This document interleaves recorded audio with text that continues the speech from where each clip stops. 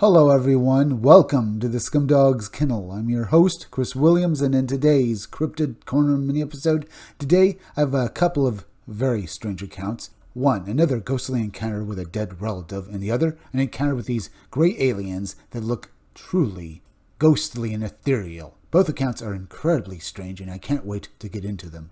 The first story we'll be reading is my fiance's deceased father showed himself to me. So, let's get into this account now and hear exactly how this experiencer dealt with this incident. Hello, my fiance's father died when he was a child, but was old enough to get to know him and spend quality time with him. He was electrocuted to death while working as an electrician and fell about 20 feet. It was pretty terrible. He was wearing a yellow and red plaid long-sleeve button shirt when he died. He looked exactly like my fiance, and his photos are always around. We stayed at his grandmother's 3-story farmhouse, just the two of us, when we were teenagers, and she asked us to house sit and feed her livestock. His father grew up in that house his whole life and died when he was only 28. We stayed on the 3rd floor because it was a really well-designed room, but also because you had to walk through this creepy, unfinished attic stairway to get there. Well, isn't that just how it usually goes, folks? That there's usually some place in any house that's spooky and a little, creepy? It feels like to me that this is probably where this woman probably experienced this encounter with her dead fiance's father. At least that's what I'm thinking, folks. But let's read on and find out if this is the case. I was on the 1st floor grabbing some milk from the kitchen. I came upstairs and reached the 2nd floor. Across from the stairway was a bathroom facing the stairwell with its light on. I looked to my left at the bedroom with its lights off, and standing in the doorway was my fiance's father. He looked exactly like his photos, wearing the shirt he died in. He was just staying there without emotion. It felt like my breath had been sucked out of me. That's the only way I can describe it. The air left my lungs instantly. I tensed up and walked sternly to the stairs, past the next 2 bedroom doorways with the lights off. He was in each one. I finally made it to the attic stairs and gasped for air. As soon as I shut the door, I walked through the creepy attic, barely able to comprehend what was happening behind me. I tried to wake up my fiancé, but he's a very heavy sleeper, so I stayed up all night trying to figure out what had happened and why. I didn't feel scared. I just felt neutral when I saw him. It was like I saw him, he saw me, and we knew each other was there. I never got to meet his father, and it was a very nice looking back to be able to see him physically in person. I told my fiancé months later, and I felt terrible that he wasn't the one to see him. Okay, the ghost didn't actually appear in the stairwell, but it was across directly from it, so I think my argument still stands there, folks, that maybe the stairwell played a part in maybe this haunting. But then again, as the witness made her way to the stairway, the spirit was basically seen in several other doorways as she passed them, or at least basically looked at them. So it sounds like something you'd see in something like the Ring movies, folks. So it sounded like this spirit wanted to be witnessed by her, so very intriguing.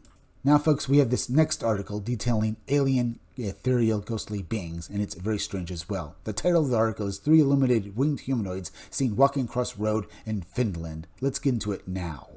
During the first years of the 1970s, many strange humanoid signs were made in Finland, such as the goblin-like creature in Amajavi, the Kanula UFO-naut, the little man in northern Finland and Sweden, the boy who saw humanoids on the roof of his house and then got abducted by a claw-equipped saucer, the mysterious driver of the black car in Turku, the musician Polly Naruninen's nightly meeting with humanoids, the snowplow man, and the Bing in the UFO and other fascinating cases. This is another Finnish report on aliens from this time. It was 2:30 a.m. on this December night in 1972 when farmer Viekko Karvaja was returning home in his car after visiting a neighbor, Sipio Oja, who lived a few kilometers away. After he had driven 1.5 kilometers, approximately 1 mile, on winding and snowy forest roads, he rounded another curve, and in front of him, suddenly he saw 3 points of light on the left side of the road. He thought it was another car coming towards him on the narrow road and slowed down and then stopped the car and was now a little closer. Vico now saw that the 3 lights were actually 3 human-like beings, and there was a strange shimmer of light coming from them. The 3 humanoids were heading across the road in front of him towards a logging clearing on the right side of the road. As I said, folks, these beings seem ethereal to me because they were basically, well, glowing and basically crossing the road. Now, other strange things we'll talk about as we get into them when we read them in the article, like the fact that they had these wing-like appendages coming from their backs, but otherwise, they sort of sound like gray aliens to me, but that's what I get right now, folks. Let's get back to the article and read the rest of it and see what happened to this man who was witnessing these winged, glowing beings. So let's get back to it now. Vikikio Kavaja now decided to go back to his neighbor Scipio Oja to bring another witness with him. He drove his car forward a little to turn it around, and as he did so, the headlights turned on the creatures. He noticed that they were completely ignoring him, as if they didn't see him at all. He drove quickly along the winding road, and when he reached the neighbor's house again, he honked like a madman to get the attention of Scipio, who came out and wondered what had happened. Vikio told him the neighbor followed, even though he didn't believe him, and thought it sounded quite ridiculous, but when they got back to the clearing next to the road, Scipio realized it wasn't made up. The creatures were still there, and now they were heading for a small hill about 100 meters, 110 yards away. The two men could also see a glowing sphere that completely enveloped the creatures, and it moved at the same speed as the creatures went. The light from the sphere was so strong that it completely brightened up the surrounding forest, and the trees were clearly visible. After 10 minutes, the light faded away, and the forest became dark again. The creatures were also gone. A short time afterward, the two men dared to get out of the car, and they walked over to the hill to see if they could see any traces of the creatures, but unfortunately they couldn't find anything.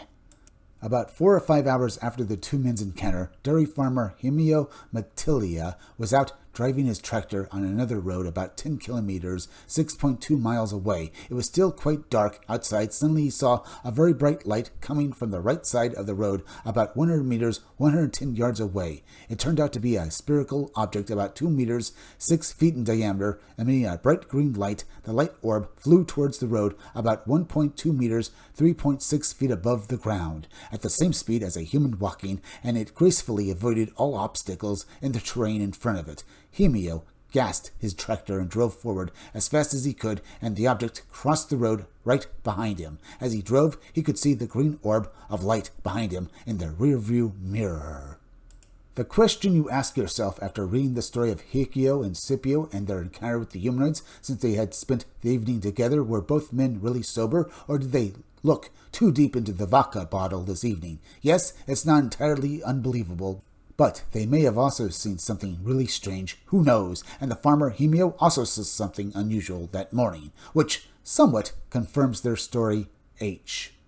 Now, everyone, both stories, even though one seems to feature ghosts and the other maybe supposed aliens, both stories have this rather bizarre feeling behind them, don't they, folks? Like they almost feel like stories you'd basically feel you'd see in a dream or something. I mean, they have this real sort of surrealistic feeling about them, so it makes me think that maybe were these actually real encounters, or maybe somehow these people hallucinated this. I mean, the entire encounter with this woman sees her fiancé's dead father feels like something you'd see in a horror movie or in a dream, where he suddenly is appearing in one place after another, as if teleporting, like in basically like a slasher in a horror movie. But honestly, in that story, folks, it feels like this entity was just trying to show itself to this woman so that, as she said herself, it was nice seeing this man basically for herself.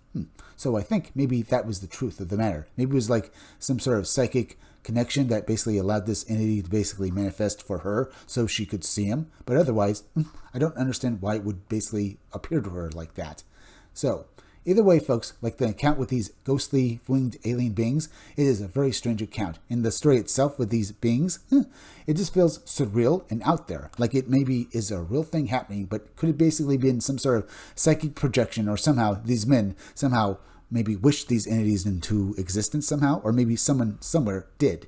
Because in both stories, folks, both stories have this really weird quality to them, almost like they're both dreams. So it makes me think that maybe somehow these entities were conjured into reality. Both the ghostly encounter, maybe this woman somehow did it herself, and the encounter with these three alien beings feels like somehow they just literally stepped out of someone's dream. Either way, that's my feelings on this, folks.